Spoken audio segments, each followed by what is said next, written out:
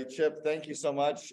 This is the group here. I'll just give you a quick little show so you know who you're going to be speaking with. We've got a group of about 50 different COOs from all over North America, a couple that are in from Europe as well. And then we'll be sharing this with about another 120-ish of our CEO Alliance members as well.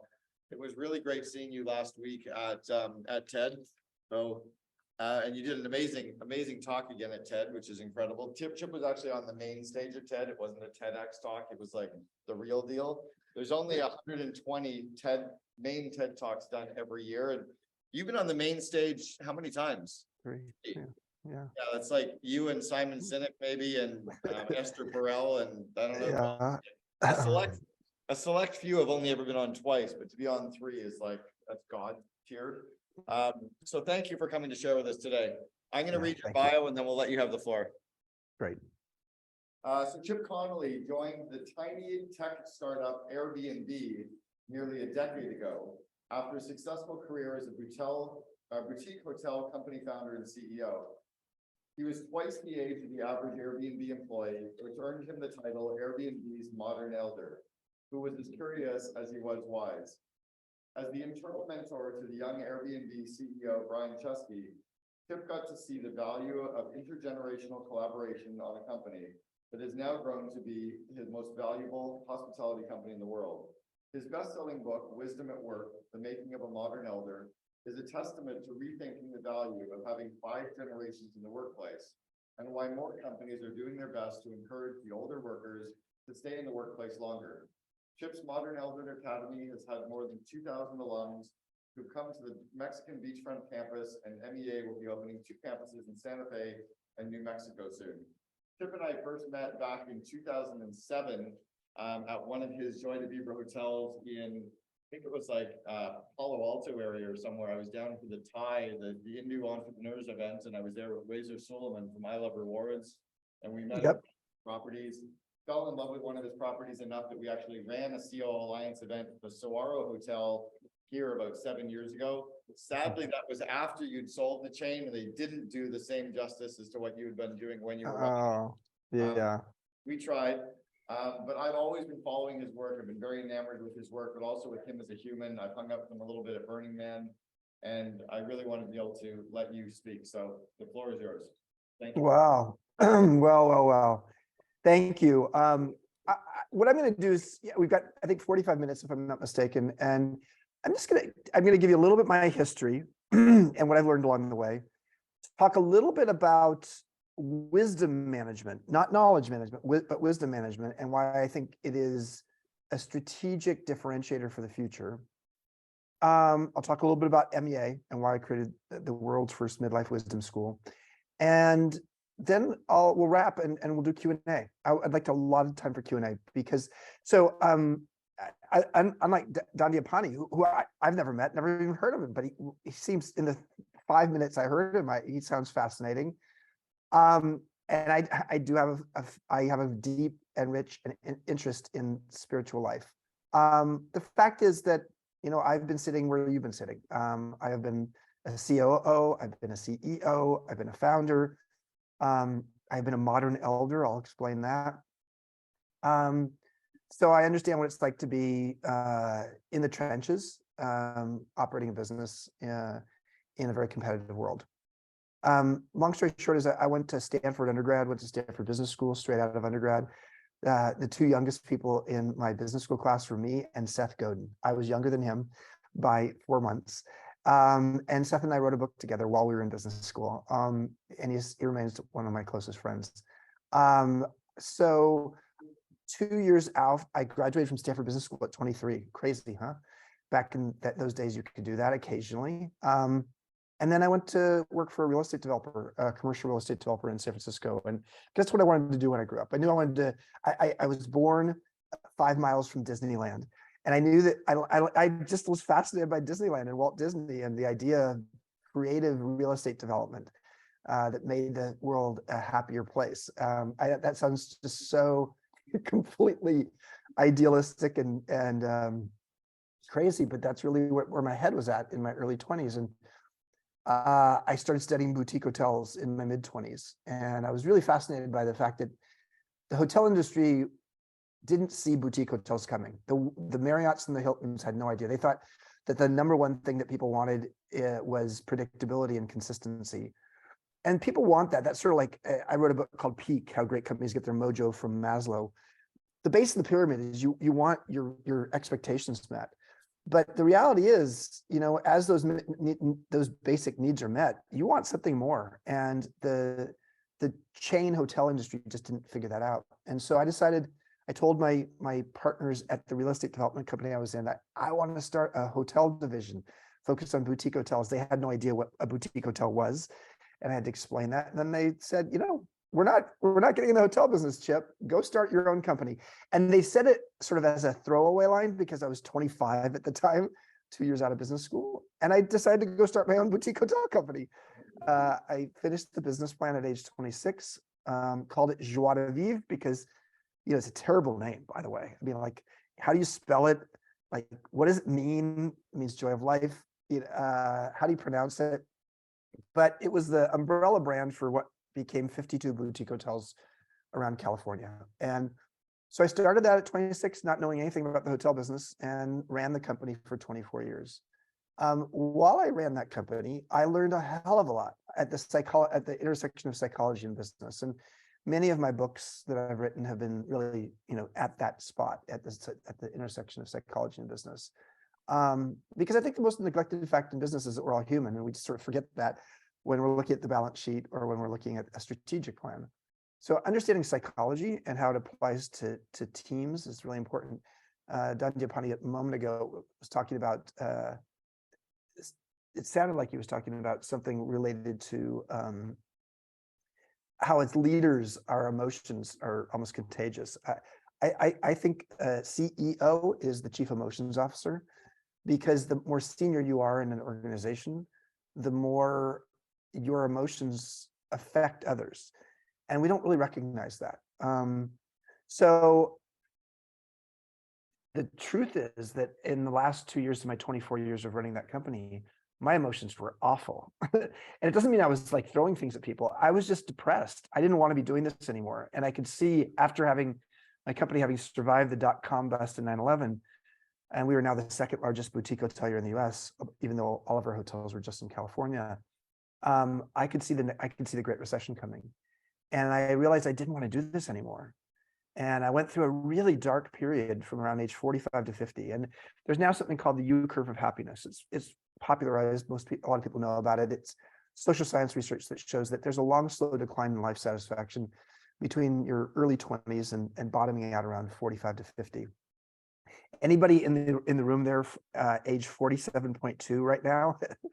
Anybody raise your hand if you're 47. Oh my God, 47.2. That's the low point. That's the low point. That is the lowest point of the U curve of happiness and life satisfaction.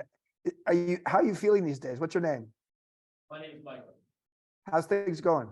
Actually, things are going probably the best in my life right now. Okay, good. Okay, well, you're an outlier. Maybe I hit that 46 and a half. Yeah. So your mileage may vary, so to speak. But the bottom line is that the U curve of happiness research shows that basically people's happiness bottoms out around age 45 to 50 for a whole variety of reasons. You're welcome to ask about that in Q&A. I didn't know anything about the U curve of happiness research. It had not been popularized or published yet. What I knew is I was going through a difficult time. And then I had an NDE, I had a near-death experience, an allergic reaction to an antibiotic. And I ended up dying 9 times over 90 minutes. And, there's nothing like dying to ask you, do you like how you're living? And I ended up making a huge collection of changes in my life. In my late 40s, I sold the company that I thought I'd be running the rest of my life. I sold it at the bottom of the Great Recession, so it wasn't the best timing. Had a long-term relationship and had to get my African-American foster son out of prison wrongfully, which he did. He was exonerated, but man, that was a pain trying to get him out of San Quentin. Had 5 friends take their own lives through midlife suicide. So it was a really rotten time. I got to the other side of it. My company, Joie de Vivre, is now called JDV. It's owned by Hyatt. And I went into my 50s saying, okay, what's next? If anybody has ever watched the movie The Intern with Robert De Niro and Anne Hathaway, you know that De Niro says early in the movie, musicians don't retire, they quit when there's no more music left inside of them. So I had music inside of me in my early 50s, but I wasn't sure who to share it with. And I decided to go on a curiosity journey. One of the things that's true of us as we get older, this is so true of COOs, you've got so many spinning plates, you have so much on your plate, you have so much going on, there is no room for curiosity.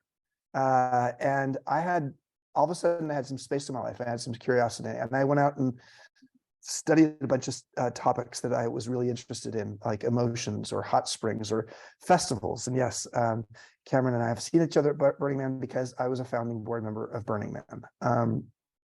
And so I went around the world doing that. And then all of a sudden, out of the blue, I got this call from a guy named Brian Chesky. And he calls me and he says, everybody says I'm supposed to be talking to you. And I said, well, who the hell are you? He says, well, I'm the CEO and co-founder of Airbnb. Our role is to democratize hospitality. And to be honest with you, this was 10 and a half years ago. And I had heard of Airbnb. I didn't know much about it. It seemed like a millennial thing, like crazy millennials staying in each other's homes. Aren't they owned by couch surfing or something like that? So I really didn't think much of Airbnb. But Brian said to me, I know where you live. It's like, oh, you have a dossier on me. I know where you live. You live 12 blocks from our offices. I'm going to take an Uber over your home. And I was so stupid about the sharing economy. I said, what's an Uber? I was a fossil. I was an old dinosaur at 52. And so he Ubers over to my house. We go to my backyard cottage. I think it's going to be like a half-hour conversation. It lasted 4 hours. And Brian just said, listen, we really need you. Nobody in our business, we're growing fast. Nobody in the business understands hospitality or travel. No one's ever run a business before, et cetera. There's a long list of things that they'd never done before. And so I said I'd give them 15 hours a week to help them out. And then, lo and behold, 4 weeks later, it was like, hey dudes, this is 15 hours a day kind of work. And they said, yeah, I know, we caught you. And then I was at my crossroads. I had to say, well, geez, I've been sort of liking my life, being curious, and having time and space to go do other things, but maybe I should invest myself in this. And I did. And thank God I did, because it was one of the best decisions I've ever made in my life. So I spent the next 7.5 years by the side of the 3 Airbnb founders, helping them go to their IPO. My title was called the head of global hospitality and strategy. My real role was to be like the COO of Airbnb. But my intangible role was to be the in-house mentor to Brian Chesky, the CEO, to help him to become the best leader possible. Now, technically speaking, I was reporting to Brian. Brian was 21 years younger than me. He was 31. I was 52. And so for the first 6 months, we didn't announce anything to the public because, in San Francisco, I was a pretty well-known business leader. I'd won a bunch of awards. Joie de Vivre was the largest boutique hotelier in the Bay Area. So long story short is we had a lot going for us. And I had a reputation, and there's a sense internally in the company, like, how's this going to work? How is Chip going to come in as having been the CEO of his own company for 24 years, now report to Brian, but also be his mentor? So we didn't talk about it, but 6 months into it, it was going well. And we announced it, and it became a big deal. It's like, oh, here's a hotelier, a boutique hotelier, an innovative boutique hotelier who has joined the millennials for this newfangled thing called home sharing. During that time, I started leading all of our strategic offsites in our leadership team. And I did an exercise that I would recommend that you do in your company. This exercise comes from Peter Drucker. I learned it, I never met Peter, but he said the most important question an organizational leader can ever ask is, what business are you in? And so the exercise we did, this is actually a month after I joined with our top 12 people, is you take your leadership team, you put them in different spaces. So 2 at a time, you have, what we would call a dyad. And one person asked the other person, Cameron, what business are you in? And Cameron would answer, I'm in the, optimizing COOs in the world business. And I would say to Cameron, thank you, Cameron. And I would ask again, Cameron, what business are you in? And he can't answer the same way twice. And you go through that exercise 5 times, 5 repeating questions. And then the other person does it. And so each group of 2 people come back to the room with everybody and say, here's the best nugget we got. And at Airbnb, when I was at Joie de Vivre, we came to the conclusion we were in the identity refreshment business. We were not in the boutique hotel business. If you stayed at one of our hotels, the personality of the hotel had a really distinct soul, and it would rub off on you. And you felt more like the personality of the hotel when you left. At Airbnb, we came to realize a month after I joined, we were not in the home sharing business. We were in the belong anywhere business.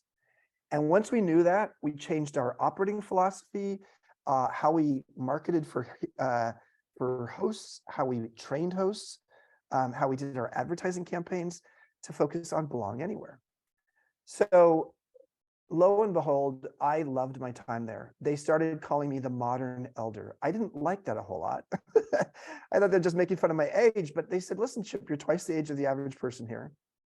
But a modern elder is not an old guy, an old person who's just like, who you want to say, okay, boomer to. A modern elder is someone who's as curious as they are wise.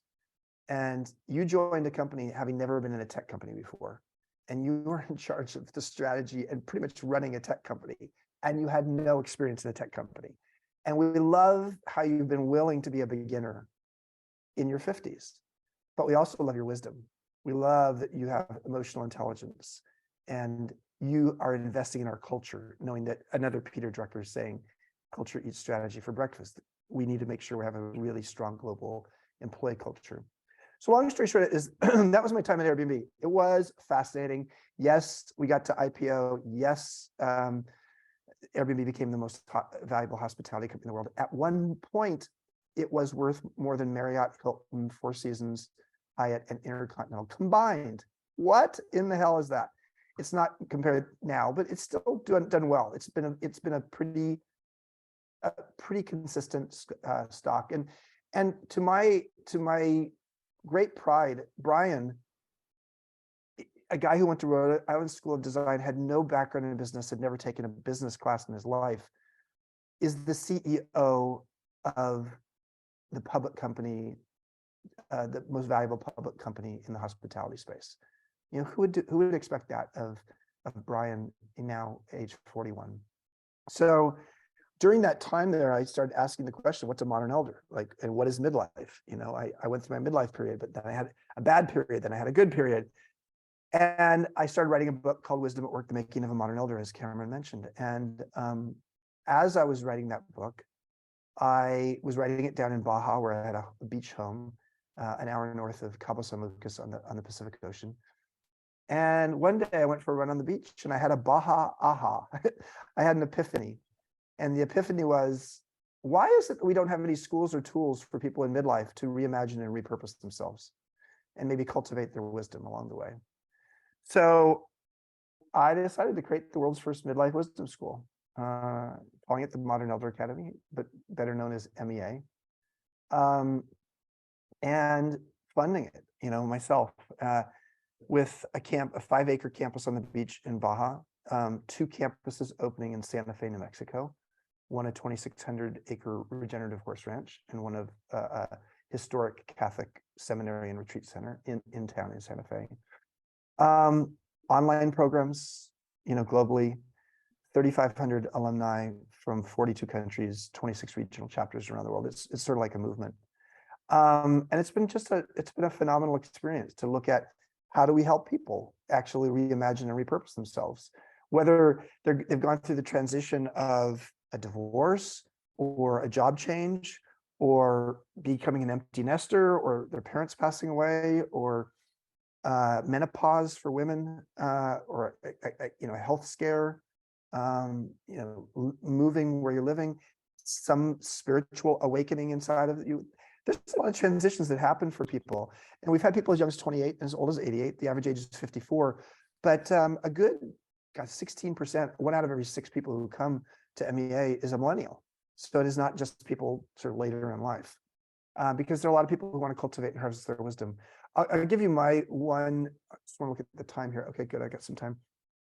I want to give you, if I have one piece of advice around wisdom, it's the following. When I was 28 years old, I was clueless. I still am clueless at times, but I was clueless at 28. I was a CEO. My company had just one hotel. The Loma Prieta earthquake happened in San Francisco area, and all of a sudden there was nobody coming to San Francisco for 6 months. And I had one hotel and I was running out of cash. And at the end of a really long week, I limped home and took a journal that someone had given me that was on my bookshelf. And I took it off and I wrote on the cover of it, my wisdom book. I swear to God, this is so funny now, all these years later, being sort of a wisdom guy. But I wrote my wisdom book because actually what I decided to do starting that weekend is I would make a set of bullet points, 3, 6, 8 bullet points of what I'd learned that week. And it could be personally, but it was usually professionally. What were my key lessons of the week? What did I learn the most this week around my professional development? So for an example of a learning would be, I presented to our leadership team of my hotel company an idea that I knew was going to be slightly controversial. Some people wouldn't love it. And I knew that there were 2 critics on my leadership team. And instead of presenting it to the 2 critics in advance to get their feedback and maybe put their fingerprints on it, I didn't do that. I didn't have time. I instead just presented to the group. And guess what? Those 2 critics just shit on my idea to the point where even though I was the founder and CEO, that it didn't go anywhere. Lesson to Chip, lesson to myself. When presenting an idea to a leadership team and knowing that there's going to be some critics, spend a little bit of time with them before presenting it. Pretty obvious to me now at 62, but at 28, not so obvious. Every weekend from that point forward, 34 years later, I have been metabolizing my experience, trying to understand my life lessons every single week. And what it's done is it's actually meant that I've taken the raw material of sometimes painful experiences and turned it into my future wisdom. I now do this with our leadership team at MEA. I did it at Airbnb as well, where our leadership team comes together once a quarter. And I don't require people to do their wisdom book. They can do it if they choose to. But once a quarter, we come together and say, what was your biggest lesson of the quarter? And each person talks about their biggest lesson of the quarter. And then the team at the end of in that same meeting will say, what do we think our biggest lesson as a team was this quarter? So in essence, we are collectivizing the wisdom of the group, helping people be a little bit vulnerable about what was a big lesson of the quarter, helping the team feel a sense of consolidated or collective learning of what we learned as a group, such that we take all of that and make ourselves stronger moving forward. This is a wisdom practice. So MEA is in the wisdom practice business, whether it's personally for people or for teams. So in the wisdom practice business, and for those who just want to stay in touch with me or I wrote a paper called Why Successful Leaders Value Wisdom. Feel free to email me at Chip Conley, sf@gmail.com. Chip Conley, sf@gmail.com. Or if there's enough people who are interested in this, Cameron, you can just email me and then I'll send it to you and you can send it out to the group. Actually, that's probably even the better idea, but you're welcome to email me just about anything. But Cameron, why don't you remind me and send me a note, and then you can send it out to the people who are in the room as well. Because my belief is this: Peter Drucker, back to Peter Drucker, and always about Peter Drucker, 1959 coined the term knowledge worker. And 20 years later, knowledge management became a thing for good reason, because knowledge management was a way for companies and organizations to get smart about how to actually keep track of all the knowledge they have within the organization. But in an era where we have ChatGPT and all of the world's knowledge is on this little device in my pocket, knowledge is commoditized. What is growing scarce is wisdom. And so how do we mint wisdom workers? How do we create an environment where wisdom management becomes a practice of a company. So what I just gave you is an example of a wisdom practice, the idea that a team would come together, talk about key lessons of the quarter, and then go over it. I'll give you another practice that you could do. If your company actually does employee satisfaction surveys, if you don't, shame on you, you should definitely be doing them. Polls, what is also known as pulse surveys, etc. Every once in a while, ask the following question. It's a qualitative question, and that's why some companies don't love it, because it does require a process of tabulation that is manual. Ask the following question. Beyond your boss, who in the organization do you look to for advice or wisdom? This is, by the way, this piece, what I just told you there is in this Why Successful Leaders Value Wisdom. So if you don't write it down now, you just know it's coming in that.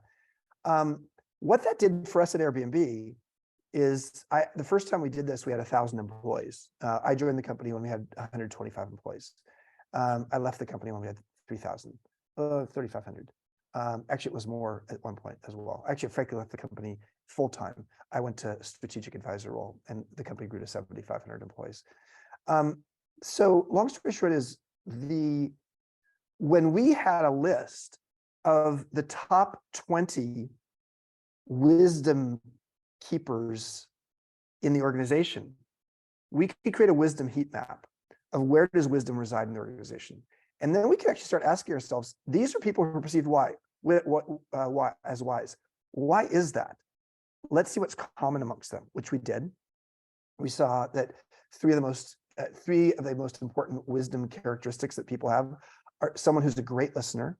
So how are we training listening in the organization? Someone who creates psychological safety on teams. And of course, Google's research with Project Aristotle has shown that the number one variable of effective teams is psychological safety. So listening, psychological safety, and number three is someone who has humility and ambition, the combination of those two, which is Jim Collins' perspective from long ago about humbition, the idea of somebody who has the humility to be accessible, but the ambition to push people. And so once we knew those qualities and we looked at those 20 people, we found that 10 of those 20 people were the kind of people who would be great in-house coaches. We were spending hundreds of thousands of dollars a year on external coaches. And we started looking at like, oh, what if we had some internal coaches? So we approached the 10 of the 20 who we thought were the most appropriate.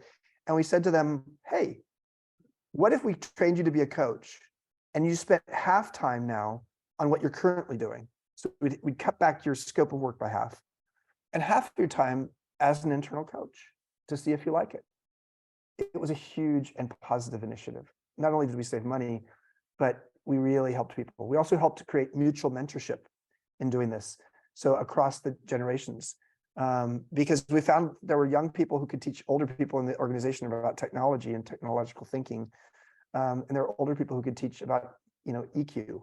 So it's EQ for DQ, emotional intelligence for digital intelligence. So long story short is what a lesson led me to creating MEA. Been very proud, the part of the reason that Ted asked me to come and give a short talk last week at the Vancouver conference, the main annual conference, was because of what I've been doing with MEA. The idea of how do we scale wisdom?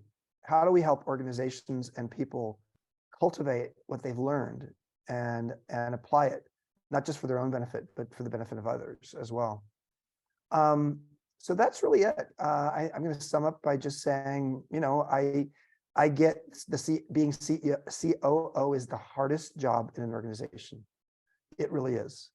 It is the job of both managing up and managing down and keeping the plate spinning in the midst of all that. It's not an easy thing to do in a downturn or in slightly recessionary times like we're in right now. But so I have I think it's good that you had a spiritual leader right before me, because I think there's some value there. And I have to say that for 40 years now, I've been meditating, and it is one of those things that actually helps ground me. So that's it, Cameron. I'm going to give it back to you, and then we'll open it up for questions. Thank you, Chip. It was amazing. Really appreciative. I was scribbling notes down at the back around these ideas around wisdom, and I really just love that idea just now around who are the wisdom people in the organization and what makes them wise, and then how do we tap into that? How do we elevate them? How do we attract more of those people in? I never even thought of that in the organization, but I love the 3 bullet points that you look for. Any questions from the group so far? Yeah, Savannah. I'm curious, you talked a lot about curiosity and then the age gap, which really fascinating to me, because the team that I was on, all of our executives were all under 30, and it was something that Cameron and I talked a lot about, was bringing in someone with more experience, but we never did that while I was there. And so I'm just curious, like, on both sides of the coin, if there was just one question that the younger generation, if they could only ask, one question to someone coming into the company that has much more wisdom, what would be like a great question to ask? And then on the flip side, what should the older generation be asking the younger generation? So a couple thoughts. Great question. First of all, and one of my TED Talks, if you want to watch one of my TED Talks, it's about intergenerational collaboration. It was a TED Salon talk, and so it was at TED headquarters. And I talk a lot about what the generations can learn from each other, if you want to watch that one. First of all, the only way this is going to work in terms of a new generational compact is if the generations are respecting each other, on both ends, older people to younger to older. I would say that for younger people, one thing to know is that the research on the brain is fascinating. Arthur Brooks' book, From Strength to Strength, really covers this. But basically, when we're young, our brain is robust. It's very focused. ADHD aside, it's very focused and it solves things fast. It's called fluid intelligence. It's a quality that actually starts to peak in our early 30s. And so in some ways we think like the brain's just getting worse after early 30s and our memory is not as good and this and that. But there's another type of intelligence called crystallized intelligence, and it gets better as you get older, and it peaks around age 70. It's being able to see around the corners and connect the dots, thinking systemically and holistically. So that is my social science and physics and body science backup to say the thing a younger person can learn from an older person is peripheral vision. Generally speaking, an older person has pattern recognition and intuitive skills that they've built based upon that pattern recognition that allows them to see the future better than someone who's younger, who's more focused on what's right in front of their face. And so I think that's a key one. I think also how you take emotional intelligence and apply it to leadership and to teams is another thing to be learned. I think what older people can learn from younger people is so much. Digital intelligence, understanding younger people's habits and how that's changing culture, understanding diversity and an openness to people who are different than you. I mean, there's so many things, but I think generally speaking, those are some of the things that can be learned. Thank you. Thank you. Next question. Yep, in the long end of the spectrum, can you discuss how you can actually transfer the connected dots, crystal intelligence to younger generations? Because a lot of that has to do with gained experience over time that the younger generation maybe hadn't had all those experiences yet. So how do you transfer that wisdom and knowledge down the ladder? So two thoughts on that. Number one is the exercise I talked about in my wisdom book. Get your younger people to do that ASAP. Wisdom is not, there's very little correlation between wisdom and age in terms of social science research. And yet, if wisdom is metabolized experience, the raw material of your life could allow you to be wiser at 70 than 30. The problem is that a lot of people between age 30 and 70 don't metabolize their experience, their life lessons. And therefore they're just cranky and cantankerous and they haven't learned anything along the way. So if you get, wisdom at any age is one of my, themes in life is like help people to metabolize their experiences early. Secondly, I have a daily blog called Wisdom Well. Check it out. Just put my email address, or I'm sorry, my name, Chip Conley, and Wisdom Well, and you'll find it. My blog post from, I think it was yesterday, was called The Myth of Experience. And it's based on a book with that title that just came out that I just read.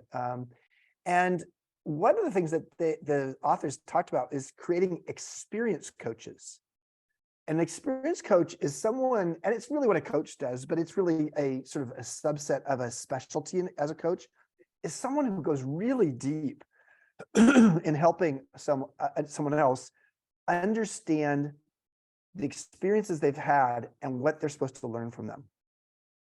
Because sometimes it's not as obvious. So check out the blog, check out the book, and that blog post from yesterday talks about it. So I think one of the things the service that we can offer as we get older and be generative to younger generations is to help them see what they're learning along the way. Yes, there's times when it's good for me to talk about my experience and apply it, but the last thing someone 30 years younger than me wants to hear is like, hey, back in my day, guys, here's how it worked.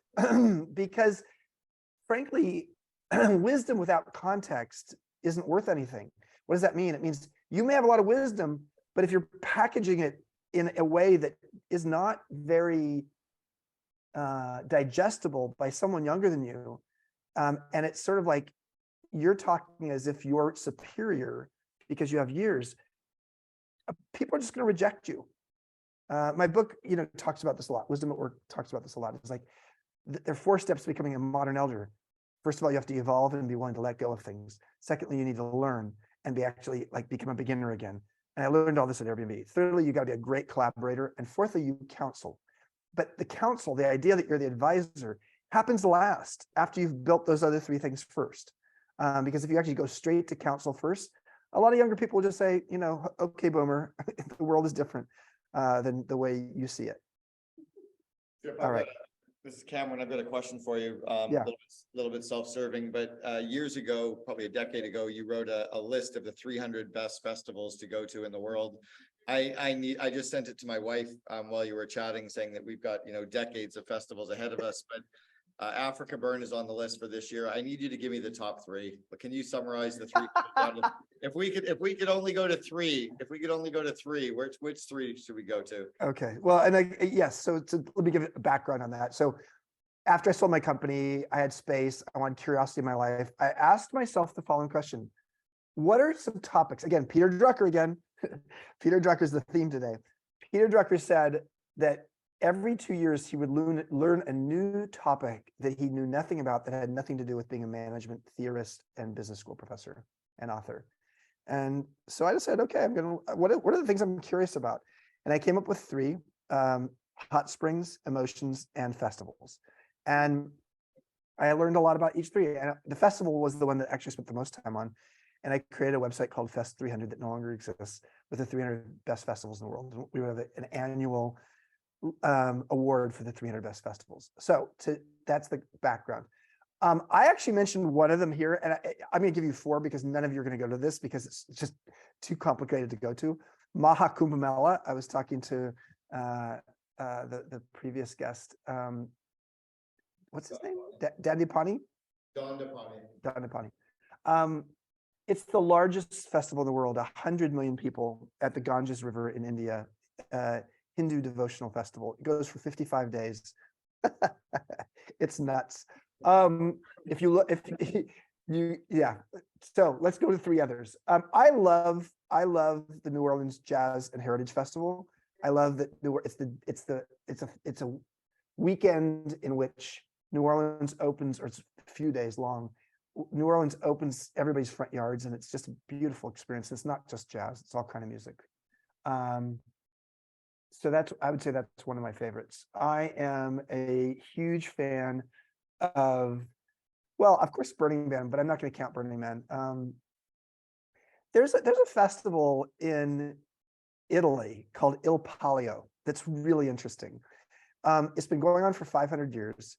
It is a bareback horseback race through the streets of Siena. Actually, not through the streets, through the whatever the Colosseum is in Siena. But it's competition amongst all these little neighborhoods, and it is like Italy at its best. And it happens July 2nd and August 16th every year, and it's just like a medieval festival. It's like that those cheesy Renaissance festivals. This is the soulful, real version of it, and really quite amazing. So I love that. And I'll just say the Telluride Film Festival. I love films and I've gone to Sundance Film Festival a lot. But what I love about Telluride, it's over Labor Day weekend, so it's the same time as Burning Man, not the best timing if you want to do both. Although I did do both one year. That was spectacular. And what I love about the Telluride Film Festival, it's where a lot of the actors and directors come because it's not a big festival. And Telluride's a beautiful place around that time of year. And yeah, you go and watch 3 movies in a day and then hang out and listen to, I don't know, Matthew Broderick talk about his most recent film in a cafe with 20 people listening. I mean, it's very intimate. That's amazing. Thank you. I'm going to hit all of those, but the last one just really hit me because my oldest son just turned 22 the other day, is obsessed with film, is working in the film industry, he's like a Wikipedia of film. And that Telluride one, I'm going to make sure that he and I hit that one together. It's better than Sundance. It's better than Sundance. Amazing. Thank you. He wears a Sundance hat every single day and has for about 7 months now. All right, last question for Chip. Who's going? Jen. You said that one of your topics was emotions that you studied. What were the top things that you learned in studying that? Wow. So I wrote a book called Emotional Equations. It was a New York Times bestseller. The idea behind emotions was to say, like, what's the recipe for anxiety or for joy or for despair? And so I'll unpack one of the, actually, I'll unpack 2. Both of the ones I'm going to talk about are negative emotions, but the book is full of positive emotions too. Here's a simple one. Disappointment equals expectations minus reality. Very important for COOs. Disappointment equals expectations minus reality. One of the most important things a COO can do is to manage expectations well. Because when you don't do that well, and reality can't live up to expectations, the natural result is disappointment. So that was a simple one. Here's a more complex one. Anxiety, and all of these are based upon research and interviews I did with some of the leading experts in the world on emotions. So anxiety equals uncertainty times powerlessness. So think about this one for a minute. The 98%, according to experts, 98% of the reason a person feels anxious is due to 2 ingredients. It's either what you don't know, uncertainty, or what you can't control, powerful or powerlessness. And so the key thing to know is the lesson I got from that was you could create a balance sheet. I call it the anxiety balance sheet. And you look at the thing that's making you anxious right now. Make a list on the balance sheet of the things that you do know about this thing that's making you anxious and the things that you don't know. And then make a list of the things that you can control or influence and the things you can't influence. And once you do that and you get it all on paper, and again, anybody who's interested in this, just go to my Wisdom Well blog post and look at, search for anxiety balance sheet. You get really clear pretty quickly that you have more things you know and more things you can control than you think. It's just these things that you don't know that you become obsessive about. And so often anxiety is free floating. And when you can actually tie it down and put it on paper in a balance sheet format, it actually starts to make it actionable in terms of what are the things you can do to focus on the things you don't know and the things you don't feel like you can control. So that's a deep dive into anxiety. But yeah, I enjoyed that a lot. It has helped me a lot. It's definitely helped, it's influenced some of the curriculum we do at MEA. So for those of you who are just finding like, okay, well, this is all interesting. Yeah, read. Cameron will ask me for why successful leaders create wisdom or value wisdom. Let's do that.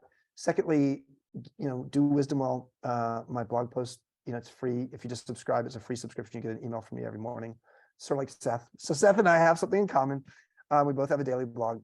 And then if MEA is interesting to you or even your teams, feel free to email me, chipconley@sf@gmail.com, because we have all kinds of programs, including for teams that go through our wisdom management programs. So that's it. Thank you. I have some time coming up in September. I'm going to take a look to see if we have an MEA event in September down in Baja, because I would love to be able to attend that. Maybe we'll get some of these COs to come with us as well. So Chip Conley, thank you so much for sharing with us. All right. Thanks, everybody.